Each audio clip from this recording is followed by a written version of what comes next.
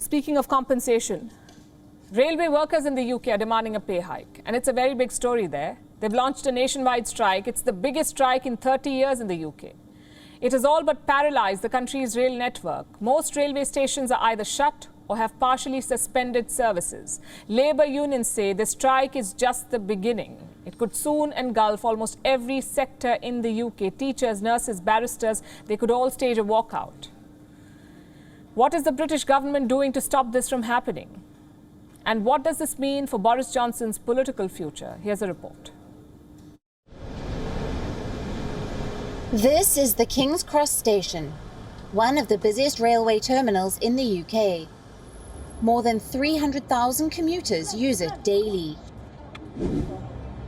But today, this is how it looks. There's no rush, no panic, just a handful of trains and passengers. Why? Because of a national rail strike. The biggest strike in 30 years. More than 40,000 railway workers in Britain have staged a walkout. Cleaners, signallers, maintenance workers, station staff, all of them are on strike. Their actions have brought the UK's rail network to a standstill. The worst hit is the London Tube. It has suspended most of its services. For how long? 3 days. Tuesday, Thursday and Saturday. Railway unions say they will allow only 20% of the services to be run on these days. Why? Because they want better pay and more jobs. You see, inflation in the UK has hit a 40-year high. Prices of food and fuel have risen by 10%. This has led to a major cost of living crisis. The workforce is struggling to make ends meet.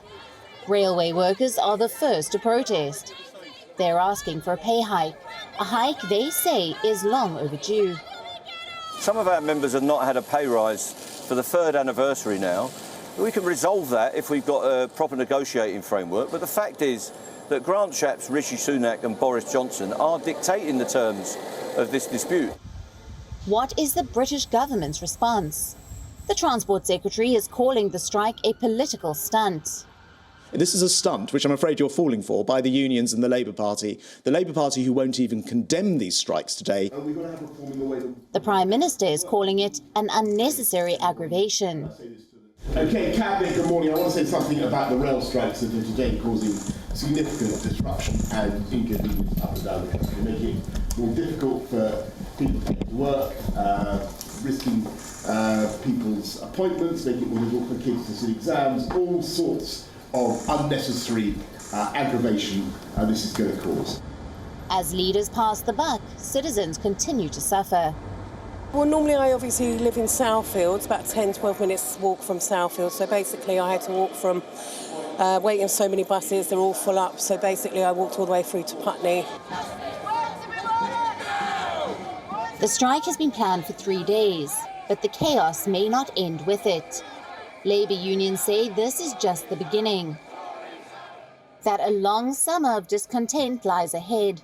Teachers, medics, waste disposal workers, even barristers, they could all move towards industrial action if the British government doesn't act. As it is, the signs of the strike spilling over are overwhelming. These images are from the Heathrow airport. It shows suitcases piled up in the main terminal. Over 30 flights have been cancelled. 5,000 passengers have been left stranded. This chaos is being linked to the rail strike. None of this looks good on Boris Johnson. After a lobbying scandal, the Partygate, the 10D refurbishment drama, and a mutiny within his own party, he's now facing a nationwide railway strike, one that could snowball into an all-encompassing national protest. These challenges are more than a slap on the wrist. They indicate how Britain may be falling out of love with Boris Johnson.